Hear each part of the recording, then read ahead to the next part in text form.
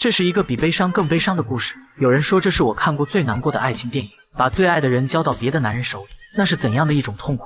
项羽和宝英是一对亲密无间的好朋友，他们同吃一碗面，同睡一张床，在外人眼里他们就像是一对情侣，可命运却让两个相爱的人不能在一起。项羽从小爸爸就因癌症去世，妈妈改嫁，留给他一座空荡荡的大房子。宝英在高3时，父母和妹妹在一场车祸中全部离世，只留下孤苦伶仃的自己。或许是有着相同的经历，于是他们住在了一起，成了相依为命的亲人。如今两人在同一家公司上班，项羽是唱片公司的制作人，宝英是公司的词作家。可他写的歌词并不畅销，常常遭到歌手的退稿。这天，宝英又因退稿遭到老板的责骂，他哭着抱住项羽，问他如果有来世想做什么，说着还拿出录音机记录着。项羽以为他是在寻找作词的灵感，于是说想做戒指、眼镜和帽子。 그딴 걸로 영원히 살면 뭐하니? 재미없. 네가 날 살면 되지. 왜 네 옆에 있으면 심심할 시간 있겠냐? 项羽的话瞬间让宝英走出阴霾，心里乐开了花。吃饭时，他问项羽： 가슴속에 꼭 숨겨둔다. 좋아해. 나 너한테 궁금한 거 있는데. 看到宝英如此主动，项羽却退缩了，低下头说自己不够好。他希望宝英能找到一个完美的好男人，携手陪他走完一生。原来就在不久前，项羽被诊断出得了不治之症，这是他们家族的遗传病。在生命的最后时刻，他决定隐瞒病情，为宝英寻找一个可以托付终身的男人。而这时，一个事业有成、温柔体贴的男人刚好出现。男人名叫祝焕，是一名牙医，因为来唱片公司录节目，与宝英熟悉了起来。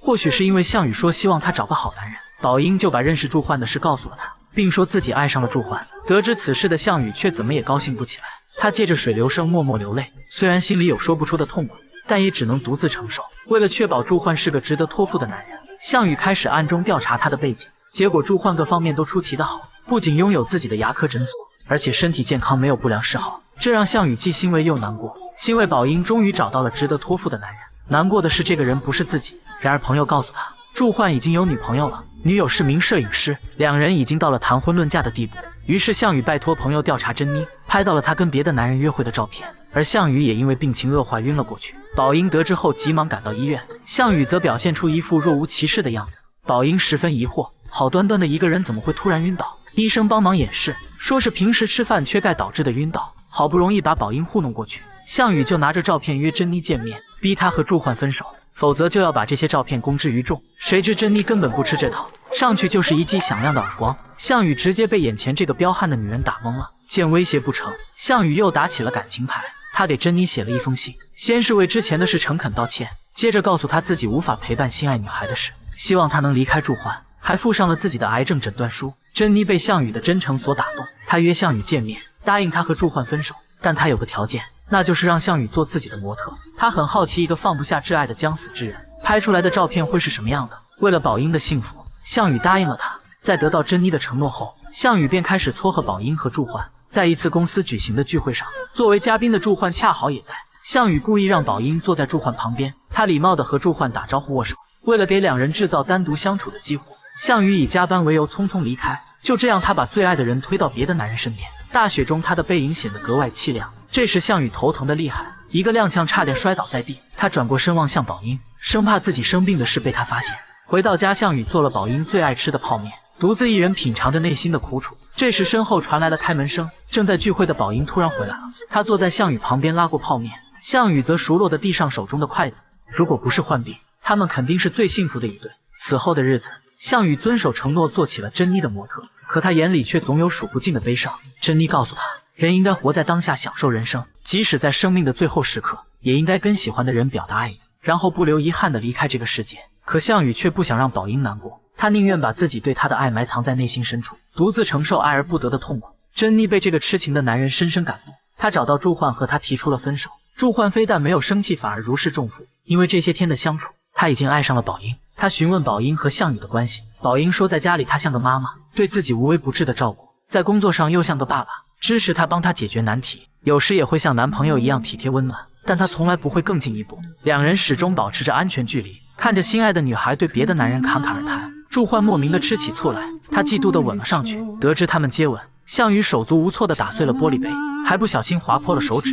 面对宝英的关心，项羽头一次发起了脾气。虽然心里早有准备，可他还是无法接受宝英与别人亲密。项羽躲进房间偷偷哭泣，他恨自己的无能为力。如果不是绝症，他怎么会忍心把心爱的人拱手相让？往后的日子，祝焕总是来找宝英约会，这一切都被项羽看在眼里。每每这时，他总会心痛的离开。这天，宝英再次拿出录音机，采访项羽婚姻是什么。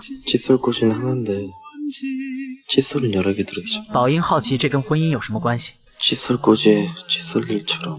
听到这话，宝英脱口而出。 그럼 나 벌써 결혼한 거네? 项羽却说举行完婚礼才算结婚。宝英听后若有所思。不久，祝焕找到项羽，他感谢项羽这些年对宝英的照顾，以后就由他来照顾宝英了。原来是宝英答应了他的求婚，而唯一的条件就是让项羽陪他去选婚纱。项羽苦涩的点头答应。看到所爱之人穿上洁白的婚纱，却要走入别人的怀抱，项羽的视线瞬间被泪水模糊。这时，店员说：“新郎也试下婚服吧。” 저 아닌데요. 宝英却执意让他去换上新郎装。两人站在镜子前，拍了张只属于他们的结婚照。镜子里的项羽眼含热泪，这一幕是他多少个日夜梦寐以求的画面啊！为了不让宝英看到自己的悲伤，项羽独自离开了婚纱店。委屈的泪水再也忍不住从眼眶涌了出来。他多希望时间能在此刻多停留一会儿，让他以新郎的身份和宝英待久一点。项羽来到珍妮的工作室，他拜托珍妮在自己走后，每年在宝英生日这天给她送一盆仙人掌。他会编一个出国深造的理由离开这里，这样就不会引起宝英的怀疑。他不想让宝英得知真相后难过。珍妮答应了他的请求。回到家，宝英正在跟祝焕打电话，这时手机没电关机了。看到项羽回来，宝英随手拿起他的手机给祝焕打了过去。看到两人有说有笑的聊着，项羽夺过手机摔在了桌子上，他莫名其妙的朝宝英发起了火。晚上吃饭时，两人都没有说话，他们拿着手机互相发着道歉短信。项羽编辑了我爱你，却迟迟没有勇气发出去。他明白即使表白也不能改变自己身患绝症的事实，只能徒增伤悲罢了。很快到了婚礼这天，因为宝英没了家人，项羽就以哥哥的身份送她出嫁。他们手牵手走过红毯，项羽缓缓把宝英的手交给了祝焕，从此他将消失在宝英的生活里。转身的那一刻，项羽早已泪流满面，他的生命也随着眼泪的滑落而消逝。珍妮遵守了他们的承诺，每年都会给宝英准备仙人掌，可这些仙人掌却都放在了项羽的遗像前。原来项羽患病的事，宝英一早就知道。某天没有灵感的他莫名的烦躁，于是翻出项羽随身携带的维生素，本以为可以让头脑变得清醒，结果吃了一颗后便晕了过去。醒来后，他拿着药找到医生，这才知道项羽平时吃的竟是在癌症晚期才会吃的止痛药。得知真相的宝英犹如晴天霹雳，她怎么也想不到自己深爱的男人居然患上了不治之症。恍惚间，她仿佛看到了因车祸去世的家人，他们朝她挥手告别，而项羽也坐在汽车里，他拼了命的追赶，却无济于事。这也是那天他为什么抱着项羽嚎啕大哭，并不是因为退稿被老板责骂，而是他知道了项羽将要离开自己。当项羽说自己最大的心愿是希望她嫁给一个好男人时，宝英就去主动接近祝焕。每晚他都听着项羽的录音入睡。那天项羽晕倒，他就急忙起身跟了出去。他在心里默默告诉自己，如果项羽回头，那么他就冲上去抱住他，告诉他我爱你，即使只有一天，他也愿意嫁给他。可项羽却始终没有回头。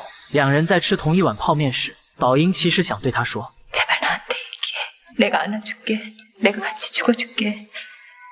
네가 이때까지 잘해준 거 너 따라가서 내가 다 갚아줄게. 是婚纱那天，宝英看着照片忍不住哭了起来。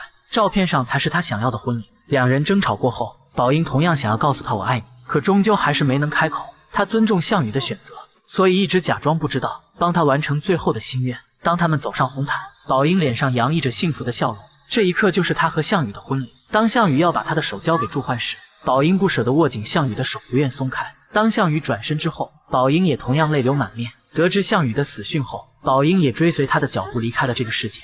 祝焕把录音机和他们的合照放在灵位前，虽然他在这段爱情里只是配角，可他的故事同样悲伤。他一早就知道宝英爱着项羽，而且是婚纱那天，他就在外面看着一切。即使知道宝英不爱自己，他还是义无反顾地选择和她举行婚礼，帮助宝英把这场戏演了下去。